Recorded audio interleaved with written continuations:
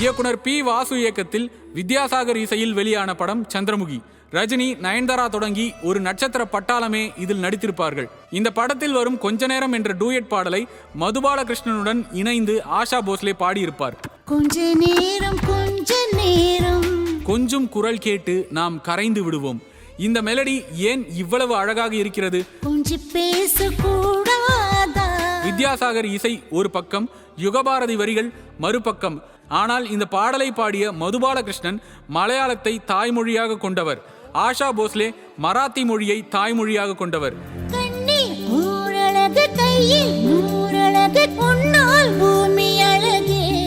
இவர்கள் இருவருமே வரிகளை புரிந்து கொண்டு பாடிய விதம் பாட்டுக்கு மிகப்பெரிய பக்கபலம்.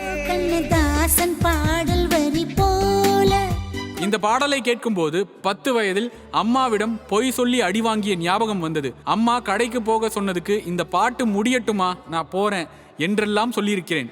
ஆபோகி ராகத்தை எவ்வளவு அழகாக கையாண்டிருக்கிறார் வித்யாசாகர் அவர்கள் இந்த பாடலில்.